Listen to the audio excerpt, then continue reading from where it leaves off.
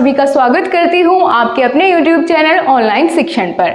So guys, जैसा कि आप सभी जानते हैं कि हम अपने दैनिक जीवन में बहुत से मुश्किल कार्य करते हैं और उन मुश्किल कार्यों को करने के लिए मशीनों का सहारा लेते हैं। जैसे कुएं से पानी निकालने के लिए हम घिरनी का प्रयोग करते हैं और घर में मम्मी अगर रोटियां बनाती है तो उसमें चिमटे का इस्तेमाल करती है। और इसी तरीके से यदि हमें कोई दीवार में कील ठोकनी है तो उसके लिए हम हथौड़े की सहायता लेते हैं।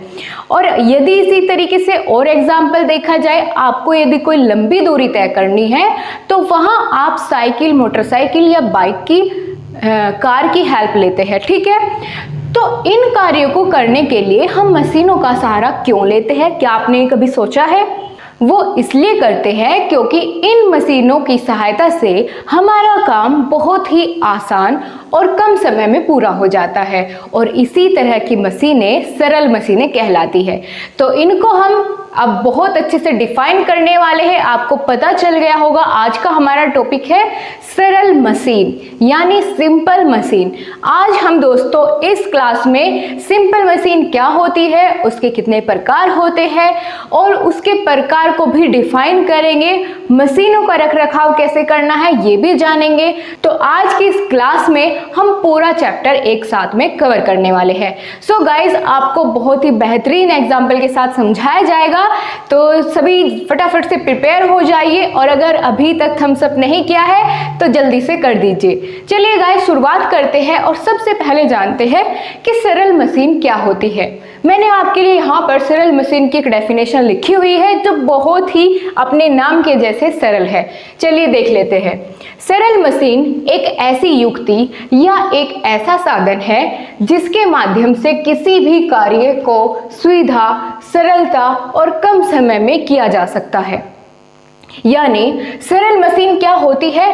एक युक्ति होती है, ठीक है, एक साधन होता है जिसकी मदद से हम किसी भी कार्य को बहुत आसानी से और बहुत जल्दी पूरा कर लेते हैं। ठीक है, फॉर एग्जाम्पल हमने अभी बात की कि कुएं में चक्री का होना, उससे हम बहुत आसानी से बाहर खूब सारे वजन वाला पानी निकाल सकते हैं। और इसी तरीके से यदि हमको कोई लंबी दूरी तय करनी है तो हम बाइक या कार का सहारा ले सकते हैं। ठीक है, और दोस्तों कई सारी सरल मशीनें अगर एक साथ मिल जाती है तो उससे निर्माण होता है एक जटिल मशीन का।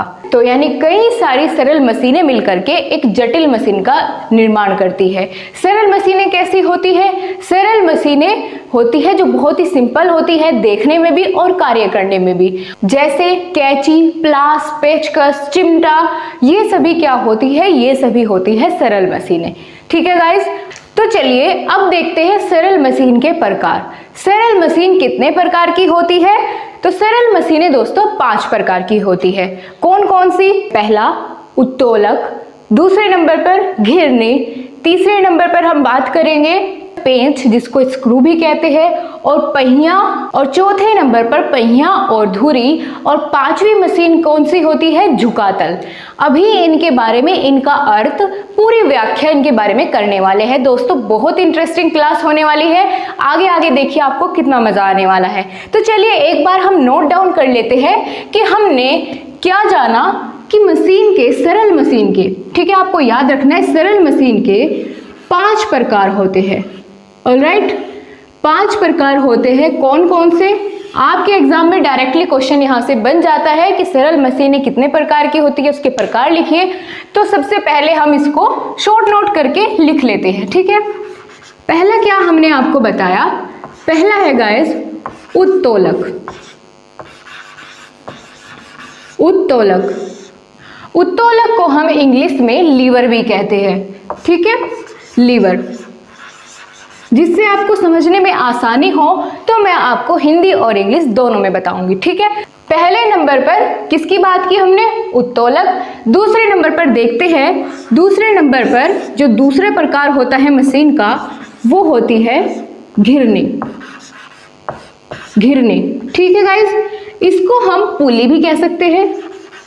अभी बात करेंगे ये क्या होती है पुली, उत्तोलक क्या होता है, पुली क्या होती है, इन सभी के बारे में जानेंगे। यहाँ से आपके एग्जाम में ज्यादातर क्वेश्चन पूछे जाते हैं। तीसरे नंबर पर हमने बात की थी पेंच की। पेंच को हम इंग्लिश में दोस्तों स्क्रू भी कह सकते हैं। ठीक है, स्क्रू ड्राइवर भी बोलते हैं, तो स्क्रू। चौथे नंबर पर कौन सी मशीन की बात की हमने सरल मशीनों के अंदर? पहिया और धुरी। पहिया और धुरी। ठीक है गाइस, पहिया और धुरी। एक और बचती है, जल्दी से याद दिलाइए, किसके बारे में मैंने आपको बताया? पांचवें नंबर पर झुका तल। झुका तल, ऑलराइट, झुका तल। अब इनमें से हम एक एक कर हर एक प्रकार की जो सरल मशीन है इनके बारे में बहुत ही डिटेल में जानेंगे। ठीक है गाइस, आपके एग्जाम में सीधा सीधा क्वेश्चन बन जाता है कि उत्तोलक क्या होता है, उत्तोलक के कितने प्रकार होते हैं। इसी तरीके से आपके एग्जाम में सीधा सीधा क्वेश्चन आपको देखने को मिल जाएगा। और डायरेक्टली ये भी पूछ सकता है कि सरल मशीनों के कितने प्रकार होते हैं, सरल मशीनों के कितने प्रकार है, या सरल मशीन की डेफिनेशन बताइए। तो अभी आपको इतना एक छोटा सा माइंड में एक इमेज सेट हो गई होगी। सरल मशीन की डेफिनेशन याद हो गई। क्या है? सरल मशीन एक ऐसी युक्ति या एक ऐसा साधन है जिसके माध्यम से किसी भी कार्य को सुविधा, सरलता और कम समय में पूरा किया जा सकता है। और सरल मशीनें 5 प्रकार की होती है। पहली उत्तोलक, दूसरा घिरनी जिसको हम पुली भी कह सकते हैं, तीसरे नंबर पर आता है पेंच, स्क्रू भी इसको हम बोलते हैं, और पहिया, धुरी, और 5वें नंबर पर आता है झुकातल। अब दोस्तों इनको मैं आपको प्रैक्टिकली हर एक चीजों को समझाऊंगी। सबसे पहले हम बात करेंगे उत्तोलक के बारे में। उत्तोलक क्या होता है? उत्तोलक एक सीधी या टेढ़ी छड़ होती है जो निश्चित बिंदु के चारों ओर स्वतंत्रता पूर्वक घूम सकती है। ये आपको एग्जाम्पल के थ्रू बहुत अच्छे से समझ आएगा। पहले एक बार आप और सुनिए, उत्तोलक क्या होता है। उत्तोलक एक सीधी या टेढ़ी छड़ होती है जो निश्चित बिंदु के चारों ओर स्वतंत्रता पूर्वक घूम सकती है। फॉर एग्जाम्पल, आपने देखा होगा कि छोटे स्कूल, जो प्राइमरी स्कूल्स होते हैं वहाँ पर झूले लगे होते हैं बच्चों के लिए। उसमें दोनों तरफ बैठ सकते हैं। अगर इस तरफ कोई बैठेगा तो इधर वाला ऊपर चला जाता है, इधर बैठेगा तो इधर वाला ऊपर चला जाता है। तो जो बीच में वो तख्ता लगा होता है, ठीक है, तख्ते के जैसा वो लगा होता है, उसको हम क्या बोलेंगे? वो एक सीधी या टेढ़ी छड़ हो सकती है, उसको हम बोलेंगे उत्तोलक। ठीक है, इसके एग्जाम्पल आपको मैं बता देती हूँ। तो चलिए अब हम ये डेफिनेशन नोट कर लेते हैं, उत्तोलक क्या होता है। सबसे पहले हम यही लिखेंगे। ठीक है, हमने जो सरल मशीन का पहला प्रकार होता है हम उसके बारे में अभी डिस्कस कर रहे हैं, जिसका नाम है उत्तोलक। अब इसको बहुत ही क्लियर करके हम छोड़ेंगे। ठीक है, उत्तोलक को गाइस इंग्लिश में हम कहते हैं लीवर। ओके, तो चलिए एक बार इसकी डेफिनेशन लिख लेते हैं क्या होती है।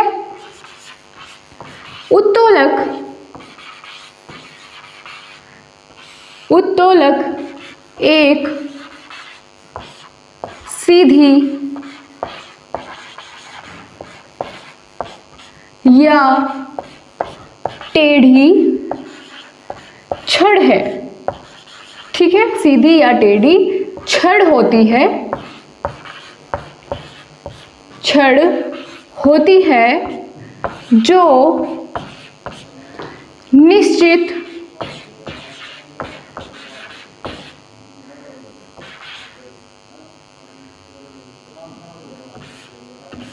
बिंदु, जो निश्चित बिंदु के चारों ओर, निश्चित बिंदु के चारों ओर क्या करती है? स्वतंत्रता पूर्वक घूम सकती है। स्वतंत्रता यानी इंडिपेंडेंटली क्या कर सकती है? मूव कर सकती है, स्वतंत्रता पूर्वक घूम सकती है।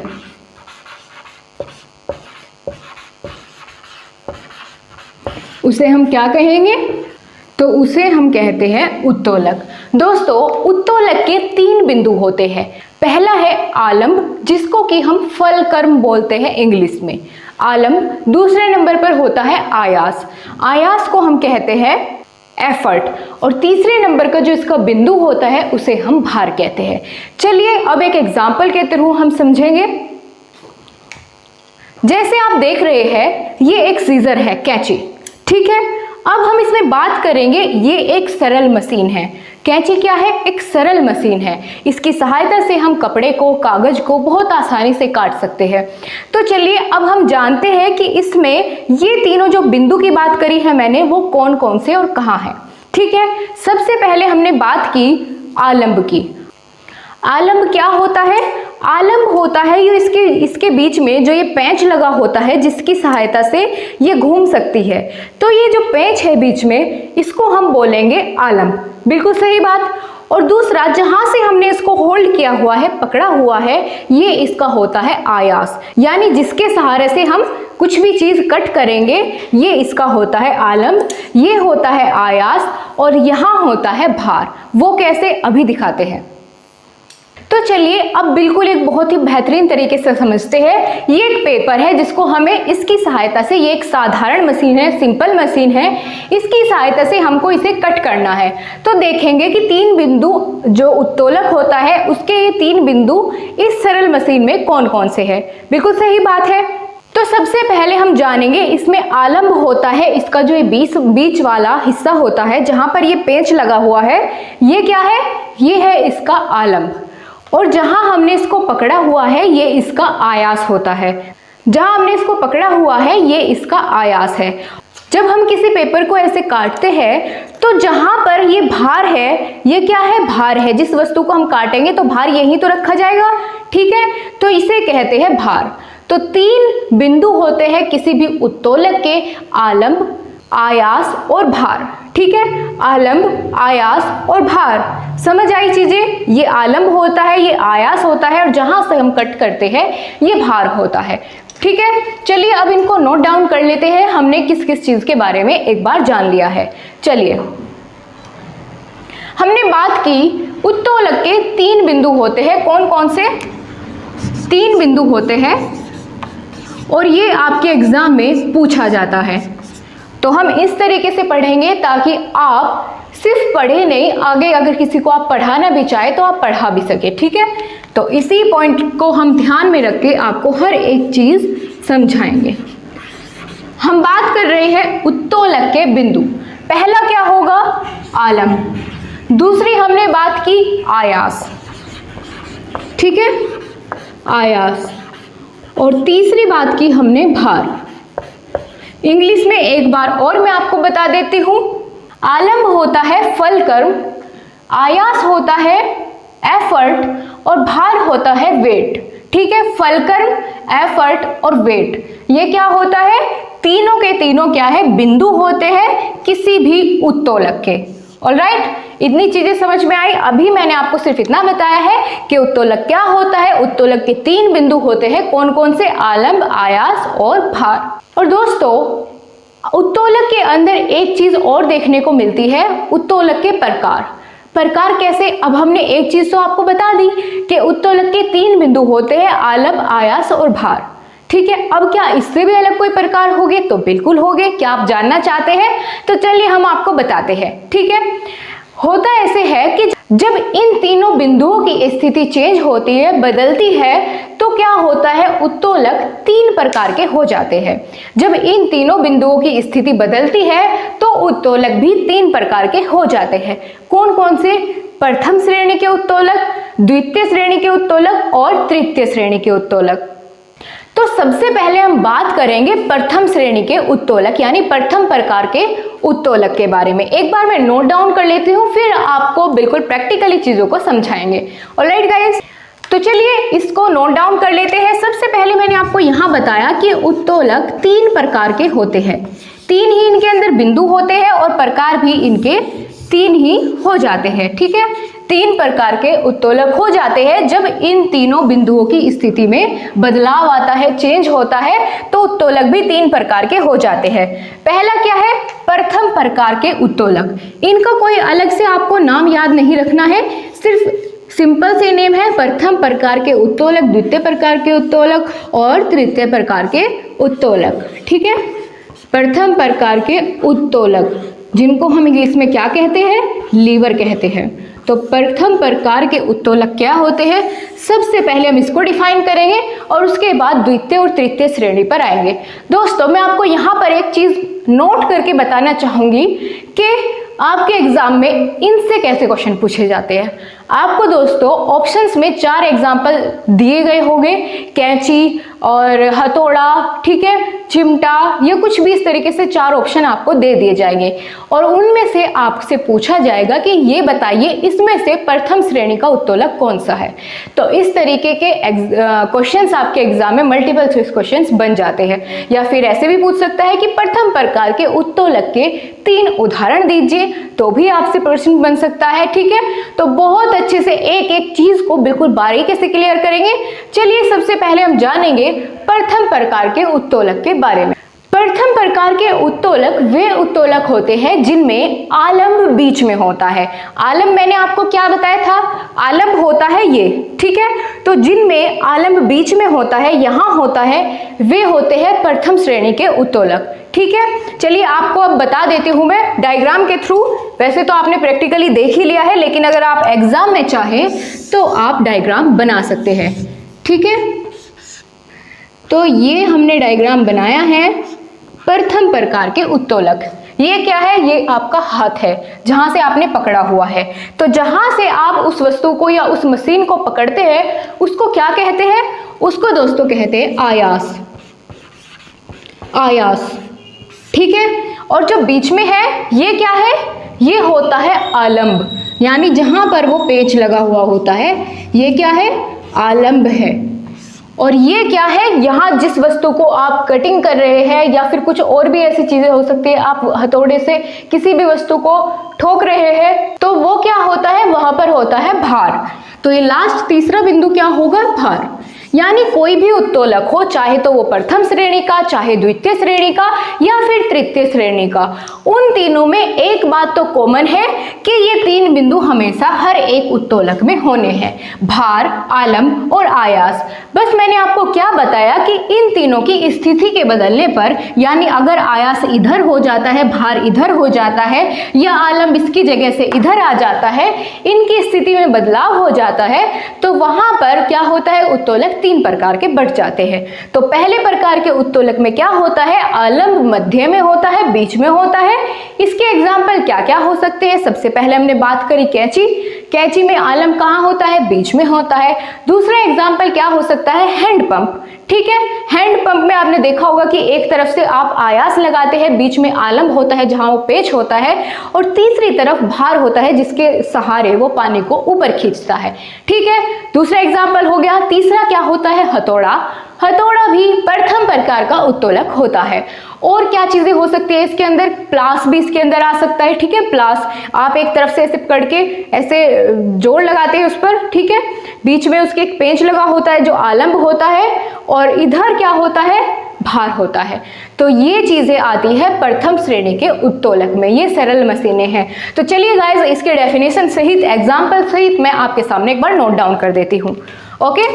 और हाँ गाइस, आपको अभी कुछ भी नोट करने की जरूरत नहीं है। अगर आपका मन है तो आप कर सकते हैं, लेकिन आपको क्लास में जो भी कुछ मैं आपको समझाऊंगी, बताऊंगी, उस क्लास के पूरे handmade notes, hand written notes अपने हाथों से मैं बनाकर आपको PDF की फॉर्म में आपको टेलीग्राम ग्रुप में प्रोवाइड कर दूंगी। और टेलीग्राम का नाम है ऑनलाइन शिक्षण DLED। ओके गाइज, आप वहां पर ज्वाइन हो जाइए। आपको हर एक क्लास की, जो भी मैं आपको पढ़ाती हूँ, हर क्लास की PDF टेलीग्राम ग्रुप में मिलेगी। चलिए अब बात कर लेते हैं जिस टॉपिक पर हम थे। क्या होता है प्रथम प्रकार के उत्तोलक, वे उत्तोलक जिसमें आलंब बीच में होता है। इतनी सिंपल सी इसकी डेफिनेशन है, ठीक है। और आशा करूंगी कि आप इसको जिंदगी में कभी नहीं भूलोगे। इस तरीके से मैं आपको समझाऊंगी ये चीजें, ठीक है। और बहुत अच्छा चैप्टर है, एक चैप्टर में सभी चीजें मैं आपकी इसी क्लास में कवर कर दूंगी, पूरा चैप्टर। तो क्या बताया हमने, प्रथम प्रकार के उत्तोलक कौन से होते हैं, जिनमें आलंब बीच में होता है। फॉर एग्जाम्पल, एक बार एग्जाम्पल भी नोट डाउन कर लेते हैं, आपके एग्जाम में बिल्कुल ये आ सकते हैं, आए हुए भी है। पहले प्रीवियस ईयर पेपर को अगर हम उठा करके देखें तो आपको मिल जाएंगे, ठीक है। हथौड़ा किस में आता है, प्रथम प्रकार के उत्तोलक में आता है। दूसरे एग्जाम्पल हम लिख लेते हैं प्लास, प्लास भी इसके अंदर आता है। और कैंची, कैंची को तो आप अब नहीं भूलने वाले, ठीक है, इतने सही तरीके से आपको दिखा करके मैंने समझा दिया है। और hand pump, alright guys, hand pump, ठीक है। ये सभी क्या होते हैं, ये सभी होते हैं सरल मशीनें और प्रथम प्रकार के उत्तोलक के ये सभी एग्जाम्पल है। ऑलराइट गाइस, तो अगर आपसे पूछा जाता है, अब आप बिल्कुल सही से इसका आंसर दे पाएंगे, दे पाएंगे, ठीक है। अब अगले देखते हैं जो द्वितीय प्रकार का या दूसरे प्रकार का उत्तोलक होता है उसके बारे में बात कर लेते हैं। मैं इसको एक बार रफ कर लेती हूँ, अगर आप चाहे तो स्क्रीनशॉट ले सकते हैं। तो चलिए गाइस, अब हम बात करते हैं द्वितीय प्रकार के उत्तोलक के बारे में, क्योंकि हमारा टॉपिक यहाँ पर अभी उत्तोलक चल रहा है तो हम यहीं पर डिस्कस कर लेंगे तीनों प्रकार के उत्तोलक। अब बारी आती है द्वितीय प्रकार के उत्तोलक। तो क्या होते हैं द्वितीय प्रकार के उत्तोलक? द्वितीय प्रकार के उत्तोलक ऐसे उत्तोलक होते हैं जिन उत्तोलकों में आलम्ब और आयास के मध्य में भार होता है। चलिए आपको डायग्राम की हेल्प से मैं आपको समझाती हूँ। इस बार क्या बात की गई है, क्या चेंज किया गया है, इन तीनों बिंदुओं की स्थिति में इस बार कुछ थोड़ा सा चेंज किया गया है। वो क्या चेंज है उसके बारे में जान लेते हैं। इस प्रकार के उत्तोलक में क्या होता है कि इधर तो आ जाता है आलम्ब और यहाँ होता है पहले की तरह आयास, ठीक है। आयास की स्थिति नहीं बदली है, आलम्ब और भार की स्थिति बदल गई है। यहाँ क्या होगा, ये है भार। दोस्तों ये कुछ चिन्ह बनाए हैं मैंने जिससे मैं इनको डिनोट कर रही हूं। तो इधर ये क्या है, आयास है, आयास। इधर क्या है, आलम्ब है, आलम्ब है, और बीच में हो जाता है भार। सही बात है, इतना समझ आया? तो चलिए अब इसको एग्जाम्पल के थ्रू समझते हैं। देखिए ये एक सरल मशीन है, आपने अपने घरों में इसका यूज किया होगा। क्या है ये, इससे हम नींबू का रस निकालते हैं, ठीक है। तो अब हमें समझना है कि ये द्वितीय प्रकार का उत्तोलक कैसे है। प्रथम श्रेणी के उत्तोलक कौन कौन से थे? कैंची, हैंडपंप, हथौड़ा और प्लास, ये सभी थे प्रथम श्रेणी के, जिनमें आलम्ब मध्य में था। लेकिन इस बार बात की गई है, इस बार बीच में क्या है, भार है। और आलम्ब कहाँ है? आलम्ब है शुरुआत में। आलम्ब क्या होता है? जहां वो पेच लगा होता है, ठीक है। तो यहाँ देखिए आप इस मशीन में, ये एक सिंपल मशीन है, साधारण मशीन है। हमने बात की है कि द्वितीय श्रेणी के जो उत्तोलक होते हैं उनमें बीच में तो होता है भार, यानी अगर आप नींबू को रखोगे तो कहाँ रखोगे? इसके बीच में, मध्य में, ठीक है। इधर से आप इस पर क्या करने वाले हैं? इधर से आप इस पर आयास लगाने वाले हैं। इधर से हम इस पर आयास लगाएंगे और ये क्या है? ये जो पेच लगा हुआ है ये इसका आलम्ब है। तो ये आलम्ब, बीच में भार और इधर क्या होगा? ये आयास होगा। तो समझ आया? तो एक ये मशीन कैसी है? ये द्वितीय प्रकार का उत्तोलक है। और क्या इससे ज्यादा भी एग्जाम्पल इसके हो सकते हैं? हाँ बिल्कुल हो सकते हैं। काफी सारे एग्जाम्पल्स जो द्वितीय प्रकार के उत्तोलक के अंतर्गत आते हैं। कौन कौन से हैं? जैसे नाव की पतवार होती है, ठीक है। नाव की पतवार, जिससे वो ऐसे पकड़ के नाव चलाते हैं, तो नाव की पतवार क्या होती है? द्वितीय प्रकार के उत्तोलक में आती है। और ट्रॉली होती है, नाव की पतवार, जिनको हम चप्पू भी बोल सकते हैं, ठीक है, चप्पू भी बोलते हैं उनको। और क्या हो सकता है? और ट्रॉली हो सकती है, जिनको ऐसे पकड़ के नहीं चलते, उनमें खूब सारा भार वजन डाल के, तो वो वाली ट्रॉली भी द्वितीय प्रकार का उत्तोलक है, एक सरल मशीन है। और आपने देखा होगा मॉल्स में वो ट्रॉली होती है, ठीक है। इजी डे आप कहीं भी इस तरह की जगह पर जाते हैं, जो वो ट्रॉली होती है, तो वो भी द्वितीय प्रकार की श्रेणी का उत्तोलक है। ठीक है गाइस, समझ आया? अब चलिए इसकी डेफिनेशन लिख लेते हैं और एग्जाम्पल नोट डाउन कर लेते हैं। क्या देखिए आपको डायग्राम समझ आया? ठीक है, प्रैक्टिकली समझ आए तो आप इसकी डेफिनेशन खुद से बना करके लिख सकते हैं। आपको आज की क्लास में इतना सा भी कोई वर्ड रटने की जरूरत नहीं पड़ेगी। ओके गाइस, तो चलिए हमने इस बार क्या बताया कि जिन उत्तोलकों में आयास और आलम्ब के मध्य भार होता है, जो हमने आपको इस डायग्राम के थ्रू बताया वही हम लिखेंगे।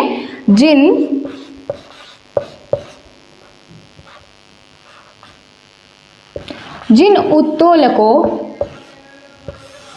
के मध्य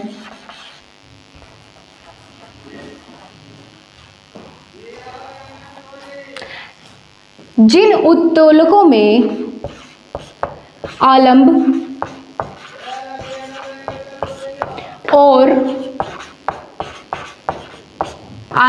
और आयास के मध्य क्या होता है? आलंब और आयास के मध्य क्या होता है? आलंब और आयास के मध्य भार होता है। क्या होता है? भार होता है। उन्हें हम क्या कहेंगे? उन्हें हम कहेंगे द्वितीय प्रकार के उत्तोलक। बिल्कुल सही बात है, द्वितीय प्रकार के उत्तोलक उनको हम कहेंगे। उदाहरण देख लेते हैं। उदाहरण क्या हो सकते हैं इसके? अभी मैंने आपको बताया जैसे नींबू निचोड़ने की जो ये सिंपल मशीन होती है, इसको हम हिंदी में बोलते हैं सरोता। ठीक है, सरोता, सरोता, सरोता। ठीक, आपसे दोस्तों इस तरीके का आप इस वर्ड को याद रखिएगा क्योंकि ऑप्शंस में मिल जाता है। ठीक है, और क्या बताया मैंने आपको? ट्रॉली बताई, ट्रॉली। और क्या हो सकता है? नाव की पतवार हो सकती है, नाव की पतवार। ठीक है, नाव की पतवार आदि। ऐसे ही काफ़ी सारे एग्जाम्पल्स इसके अंदर आ सकते हैं। तो यहाँ हमने बात कर ली बहुत अच्छे से द्वितीय प्रकार के उत्तोलक के। प्रथम प्रकार के उत्तोलक में क्या होता था? आलंब बीच में होता था, आयास की स्थिति सेम थी, लेकिन भार जो है आलंब की जगह और आलंब बीच में होता था। तो दोनों के बीच में डिफरेंस समझ आया। अब चलिए चलते हैं तृतीय प्रकार के उत्तोलक के बारे में हम जान लेते हैं। आप स्क्रीनशॉट ले लीजिए, मैं अभी इसको रफ कर देती हूँ और उसके बाद हम बात करेंगे तृतीय प्रकार के उत्तोलक के बारे में। तो चलिए, हमने नोट डाउन कर लिया है तृतीय प्रकार के उत्तोलक। ठीक है, तृतीय प्रकार के उत्तोलक में अब क्या कुछ अलग है दोस्तों? तृतीय प्रकार के उत्तोलक वे उत्तोलक होते हैं जिनमें आलंब और भार के मध्य में आयास होता है। आयास क्या होता है? जहां से हम वस्तु को पकड़ते हैं। तो इस बार क्या होगा? आलंब और भार के मध्य में आयास होगा, यानी हम वस्तु को बीच में से पकड़ेंगे। ठीक है, बीच में से हम उसको होल्ड करेंगे। ओके गाइस, तो इसमें क्या होगा? आलंब और भार के मध्य में आयास होगा। इसका एक बहुत ही अच्छा सा एग्जाम्पल है जो कि आप अपने डेली लाइफ में यूज करते हैं। वो क्या हो सकता है? अभी आपको दिखाती हूँ। वो हो सकता है ये चिमटा। ठीक है, ये क्या है? अब इसमें समझिए आप, ये एक क्या है? सरल मशीन है। इसमें किस तरीके से हमने आपको बताया कि इधर तो इसमें क्या होगा? आलंब होगा, ये इसका जो पेंच लगा हुआ है, यानी जिस तरफ से आपस में जुड़ा हुआ है। ओके, और कुछ भार अगर हमको रोटी उठानी है तो वो हम यहाँ से उठाएंगे, यहाँ से उठाएंगे। लेकिन इस काम को करते हुए हम इसको होल्ड कहाँ से करेंगे? वो हम करेंगे इसके बीच से। तो आयास कहाँ हुआ? आयास हुआ मध्य में, बीच में। आलंब इधर हुआ, भार इधर हुआ और आयास हो जाता है बिल्कुल मध्य में। तो इस प्रकार हम इसको पकड़ के किसी भी रोटी को या किसी वस्तु को ऐसे उठा सकते हैं। बिल्कुल सही बात है। तो ये एक बहुत अच्छा एग्जाम्पल है तृतीय प्रकार के उत्तोलक का। दोस्तों, मजा आ रहा है ना क्लास में? आ रहा है तो कमेंट बॉक्स में अभी के अभी बताओ। ठीक है, मजा आ रहा है ना क्लास में? सब चीजें क्लियर हो रही है बिल्कुल पॉइंट पॉइंट? ओके, तो चलिए, हमको यही चाहिए कि आपको मजा भी आना चाहिए और आपको समझ भी आना चाहिए और आगे कभी फ्यूचर में भी आपको इस चैप्टर में प्रॉब्लम ना हो। चलिए, अब हम इसको डायग्राम की हेल्प से बनाते हैं। यदि आपके एग्जाम में पूछ लिया जाता है, आप बिल्कुल शो कर सकते हैं डायग्राम की हेल्प से। आपकी कॉपी सबसे अलग दिखने वाली है और बहुत अच्छे मार्क्स आपको मिलने वाले हैं। तो चलिए गाइस, इस बार हमने क्या बताया आपको? जैसे हमने चिमटे की हेल्प से देखा, इसमें बीच में होता है आयास। आयास यानी जहां से हम इसको पकड़ते हैं, यहाँ। ठीक है, यहाँ से हम इसको पकड़ेंगे, ये क्या हुआ? आयास हुआ। फिर एक तरफ इसके क्या होता है? एक तरफ इसके क्या होता है? आलंब होता है और दूसरी तरफ होता है भार, यानी जो वस्तु हमको उसकी हेल्प से उठानी है। चलिए एक बार नोट कर लेते हैं। आयास कहाँ बताया मैंने आपको? मध्य में। किसके? आलंब और भार के। आलंब और भार के मध्य में क्या होता है? आयास होता है। बिल्कुल सही बात। ठीक है, भार किसे कहते हैं? वेट को कहते हैं। इसको हम फलक्रम बोलते हैं। और ये मध्य में क्या है? आयास, यानी हमारे द्वारा लगाया गया एफर्ट। ऑलराइट गाइस, तो समझ आया आलम और भार के मध्य में होगा आयास। और इसका एग्जाम्पल जैसे हमने आपको अभी दिखाया चिमटा, इसकी हेल्प से।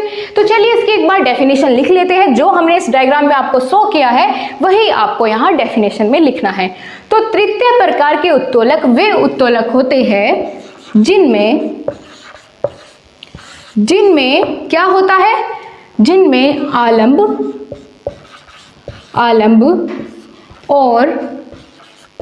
आलंब और खुद से बनाइए, आलंब और भार के मध्य क्या होता है, आयास होता है। आयास मतलब एफर्ट होता है, हमारे द्वारा पकड़ी जाती है वस्तु, वहां से आयास होता है। समझ आई इतनी बात? तृतीय प्रकार के उत्तोलक में क्या होता है, आलंब और भार के मध्य में आयास होता है। अब चलिए इसके एग्जाम्पल और देख लेते हैं। पहले हमने बात की, पहला एग्जाम्पल हमने क्या देखा, चिमटा, ठीक है। और क्या उदाहरण इसका हो सकता है, तो चिमटा, फावड़ा और चाकू, ठीक है। चिमटा,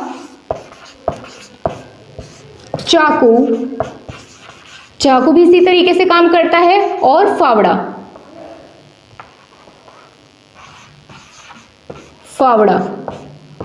ऑलराइट गाइस, एटसेट्रा। ऐसे काफी सारे एग्जाम्पल आपके हो सकते हैं। चिमटा, चाकू और फावड़ा ये सभी सरल मशीनें हैं तृतीय प्रकार के उत्तोलक की। समझ आई इतनी बात?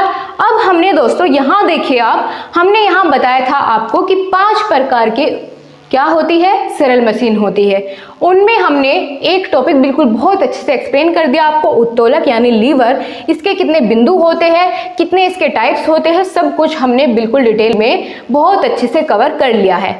अब हम आगे बढ़ेंगे और जो अगले प्रकार की सरल मशीन है यानी घिरनी, जिसको हम पुली कहते हैं, इसके बारे में बात करेंगे। अब इसके लिए मुझे करना होगा बोर्ड को रफ, आप चाहें तो स्क्रीनशॉट ले लीजिए, नहीं तो आपको एज इट इज सारे नोट्स मिल जाएंगे टेलीग्राम ग्रुप में। ओके गाइज, तो चलिए गाइज अब शुरुआत करते हैं और आगे बढ़ते हैं। अब हम बात करेंगे घिरनी यानी पुली के बारे में। दोस्तों इस चैप्टर का जो सबसे ज़्यादा मेन पॉइंट था आपको समझने के लिए और जिस पर सबसे ज़्यादा फोकस करना था वो उत्तोलक था, जो कि हम कर चुके हैं। अब ये बहुत छोटी छोटी सी चीज़ें बचती है, इनके बारे में बहुत जल्दी से एक्सप्लेन कर लेते हैं। यहाँ से एक आध छोटा सा क्वेश्चन बन जाता है, इसीलिए हम इसको भी कवर करेंगे। ऑलराइट गाइस, तो चलिए बात करते हैं दूसरे नंबर की जो मशीन होती है, सरल मशीन, जिसका नाम है घिरनी।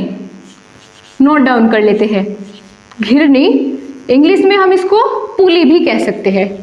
ऑलराइट, पुली क्या होती है ये? आपने दोस्तों देखा होगा, अब तो कुएं नहीं होते हैं, लेकिन पुराने ज़माने में अब से कुछ साल पहले तक गांव में कुएं हुआ करते थे। तो कुएं से पानी निकालने के लिए आपने देखा होगा किसी कुएं के ऊपर यहाँ पर इस तरीके से एक स्टैंड लग के यहाँ पर एक गोल गोल चक्री लगी होती थी, ठीक है। जो ये चक्री होती थी, इसी की सहायता से क्या होता था, कुएं से बहुत आसानी से इधर खड़ा एक व्यक्ति आराम से पानी निकाल सकता था, ठीक है।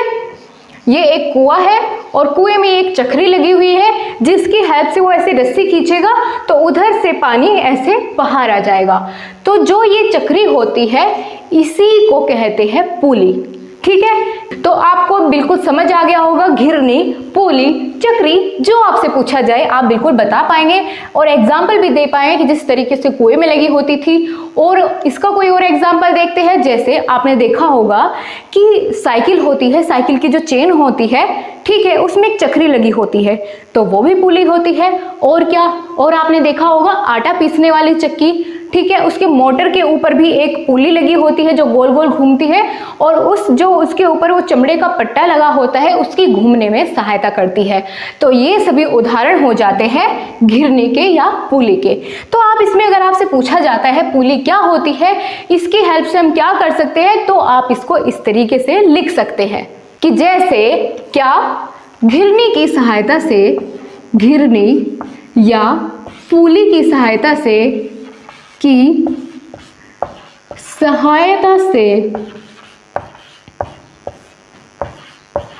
क्या कर सकते हैं, कुएं से बड़ी आसानी से आसानी से पानी निकाल सकते हैं। क्या कर सकते हैं? पानी निकाल सकते हैं। अगर इस तरीके से उसमें चक्री ना लगी हो तो बहुत मुश्किल होता है कुएं से पानी निकालना। ठीक है, निकाल सकते हैं,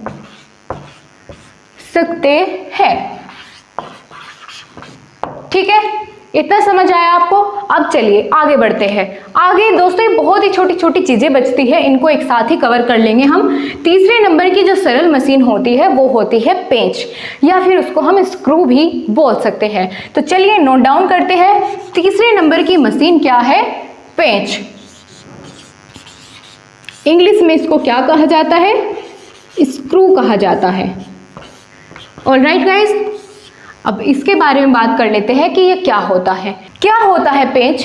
पेंच दोस्तों किसी भी कार्य को करने में सहायता करता है। जैसे अगर आपको किसी दरवाजे में खिड़की या किवाड़ लगाने हैं तो उसमें फिर क्या करते हैं, एक पेंच होता है, उस पेंच की हेल्प से उसको क्या करते हैं, खिड़की और दरवाजे उसमें सेट कर सकते हैं। या फिर अगर आपको किसी भी मशीन के कल पुर्जे खोलने हैं, उसके पार्ट्स अलग अलग करने हैं, तो वो किसकी हेल्प से करेंगे आप? स्क्रू की हेल्प से आप उनको अलग कर सकते हैं। तो ये हमारे दैनिक जीवन में बहुत सारे कामों को आसान कर देता है। कौन? पेंच या फिर स्क्रू। चलिए इसके बारे में भी थोड़ा सा लिख लेते हैं। क्या लिखेंगे? किसी भी कार्य को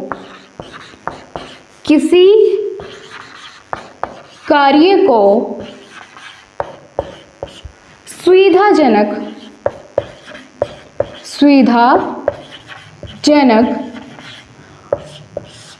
और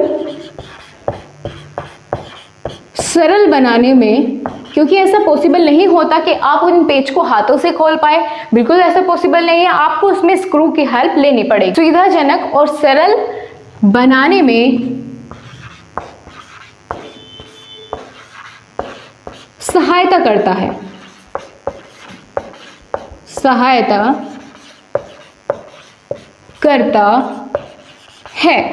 फॉर एग्जाम्पल, उदाहरण के थ्रू हम इसमें क्या लिख सकते हैं? जैसे आपको मोटरसाइकिल का टायर होता है, उसको अलग करना है। ठीक है, मोटरसाइकिल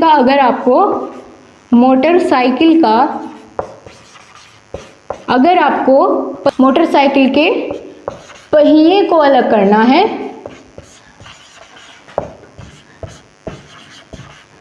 तो आप इसी की मदद से करेंगे। ठीक है, किसकी मदद से? स्क्रू ड्राइवर या फिर पेंच की हेल्प से। इतना समझ आया? अब चलिए आगे बढ़ते हैं। आगे किसकी बारी आती है? पहिया और धुरी। पहिया और धुरी क्या होता है? ये होती है दोस्तों चौथे नंबर की सरल मशीन। क्या नाम है? पहिया और धुरी। ठीक है, आपने गाइस देखा होगा रेलवे स्टेशन पर जो कुली होते हैं वो सामान को या भारी वजन को उठाने के लिए एक ट्रॉली टाइप कुछ मशीन होती है, सरल मशीन होती है, उसको यूज करते हैं। जैसे उसमें आगे एक पहिया लगा होता है, फिर उसके बाद इस तरीके से उसमें दो डंडे से लगकर यहाँ पर कुछ सामान रखने की जगह होती है और उसको यहाँ से हाथों से पकड़कर ऐसे चलाया जाता है। तो ये क्या होता है? इसमें पहिया ये हुआ और ये इसकी क्या हुई? ये इसकी धुरी हुई। ठीक है, पहिया तो ये हुआ और जो इसके सपोर्ट में है ये इसकी धुरी हो जाती है। तो पहिया और धुरी को आप बहुत अच्छे से अब समझ चुके होंगे कहाँ यूज की जाती है। कोई भी वजन उठाने के लिए हम इसका प्रयोग करते हैं। आगे बात करते हैं अगले नंबर की, जो लास्ट वन है, क्या हो जाती है? पांचवें नंबर की सरल मशीन, इसका नाम है झुकातल। झुकातल से क्या मतलब आप समझते हैं? ऐसे आपको एकदम पढ़ के तो समझ नहीं आएगा क्या होता है झुकातल, तो मैं आपको यहाँ समझाने के लिए ही हूँ, मैं आपको बताऊंगी। ठीक है, झुकातल दोस्तों एक इस तरीके की मशीन तो नहीं होती है, सिर्फ एक तख्ता टाइप कुछ होता है। जैसे आपने देखा होगा कि बड़े बड़े ट्रक में खूब सारा भारी भारी सामान रख करके एक जगह से दूसरी जगह पर भेजा जाता है। तो जब दूसरी जगह पर वो सामान जाता है, वहां पर अपनी सुविधा के लिए उस ट्रक से वो सामान उतारने के लिए, ठीक है, क्या करते हैं? मान लिया यहाँ पर मैं आपके लिए बनाती हूँ, ये एक ट्रक है, इससे हमें कोई सामान उतारना है। ठीक है, तो यहाँ पर उसके जहाँ से वो सामान उतारना होता है, इस प्रकार एक तख्ता या फिर कुछ भी हम ऐसा कह सकते हैं झुके हुए तल का, ये झुका हुआ तल है, ठीक है, यहाँ झुकाव हुआ है, तो झुके हुए तल की कोई वस्तु रख देते हैं जिसकी हेल्प से ये बड़े बड़े बॉक्स या फिर जो सामान है वो बहुत आसानी से उतारा जा सकता है। तो ये क्या होता है, ये होता है झुका तल। और ये भी दोस्तों सरल मशीन के अंदर आता है क्योंकि ये हमारे काम को आसान बना देता है। अगर उसे मजदूर अपने कंधों पर ढोकर नीचे लाएगा तो बहुत जल्दी थक जाएगा, ठीक है। तो इसीलिए इस तरह की मशीनों का प्रयोग किया जाता है डेली लाइफ में चीज़ों को आसान और सरल बनाने के लिए। दोस्तों अब एक टॉपिक छोटा सा बचता है यहाँ पर जो कि बहुत इंपॉर्टेंट है, उसका नाम है कि इन मशीनों को, कोई भी मशीन हो उसको सुरक्षित रखने के लिए हमें क्या करना चाहिए, ठीक है। तो अब मैं इस बोर्ड को रफ कर लेती हूँ, उसके बाद हम बात करेंगे कि कौन कौन से ऐसे स्टेप्स हैं जो हमें फॉलो करने चाहिए किसी भी मशीन का ह्रास या उसको खराब होने से बचाने के लिए, ठीक है गाइस। तो आप चाहे तो स्क्रीनशॉट ले सकते हैं। तो चलिए गाइस आज की क्लास का लास्ट टॉपिक डिस्कस करते हैं जहां पर हम आपको अब बताएंगे मशीनों की देखरेख एवं रखरखाव। बहुत इजी, बहुत सिंपल है और आपके एग्जाम में फ्री के नंबर आपको दे करके जाएगा। तो यहाँ पर दोस्तों एक बात समझिए कि ज़रूरत क्यों पड़ती है रखरखाव की, मशीनों के उनकी देखरेख की ज़रूरत क्यों पड़ती है, क्योंकि अधिकांश मशीनें जो है वो धातु की बनी होती है, या तो लोहे की, स्टील की, इस्पात की। अधिकांश मशीनें धातुओं की बनी होती है और जब वो बार बार चलती है तो उनमें घर्षण बल लगता है। तो घर्षण बल के कारण मशीनों के जो कल पुर्जे होते हैं वो घिसने लगते हैं। तो उन कल पुर्जों को बचाने के लिए हम ग्रीस या स्नेहक तेल का प्रयोग करते हैं, ठीक है, जिससे उनका घर्षण बल कम हो जाता है। अगर हम उसमें स्नेहक या तेल का प्रयोग करते हैं या ग्रीस का प्रयोग करते हैं तो मशीनों के बीच जो घर्षण बल होता है वो कम हो जाता है और उस वजह से फिर हमारी मशीनें लंबे समय तक चलती है। तो इसीलिए मशीनों की देखरेख और रखरखाव की जरूरत पड़ती है। अब देखते हैं किस तरीके से हम इनका रखरखाव कर सकते हैं। सबसे पहला स्टेप क्या होगा, अभी बातों बातों मैंने आपको बता दिया है कि उनको ग्रीस या तेल लगाना होगा। जब जरूरत पड़ती है उनमें ग्रीस या तेल हमें लगाना होगा, ठीक है। तो लिख लेते हैं ग्रीस या स्नेहक तेल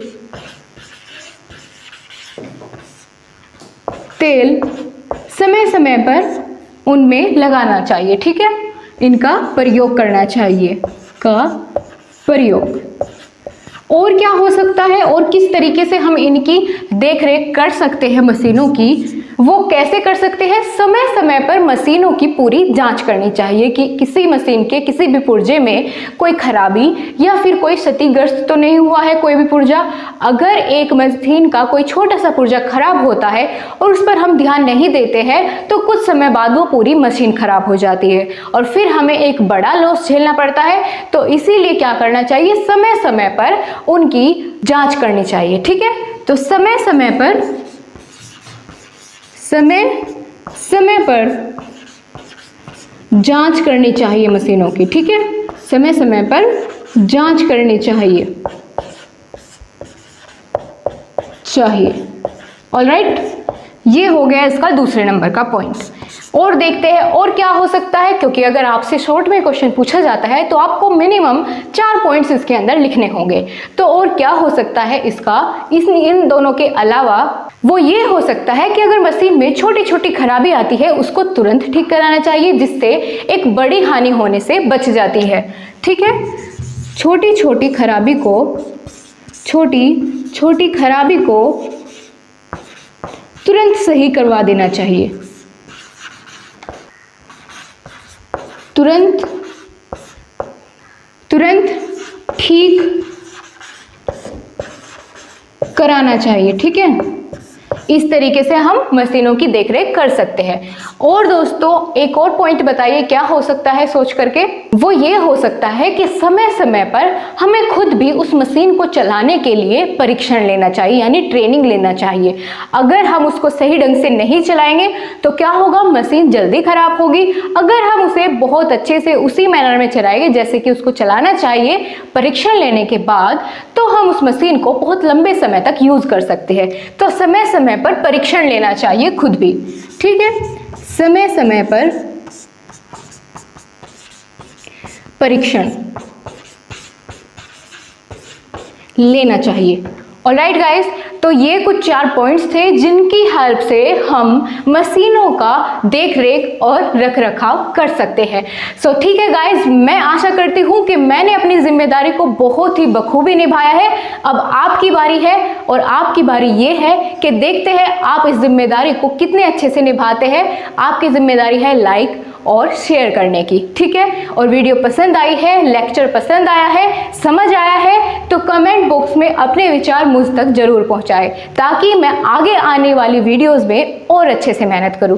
सो thank you so much guys, आपसे फिर से मुलाकात होगी एक नए टॉपिक के साथ। इसी तरीके से हम पूरा साइंस, बल्कि साइंस ही नहीं, आपके 7 सब्जेक्ट मैं आपको बिल्कुल कंसेप्ट वाइज क्लियर करवाऊंगी। So thank you so much guys, अपना ध्यान रखिए, खुश रहिए।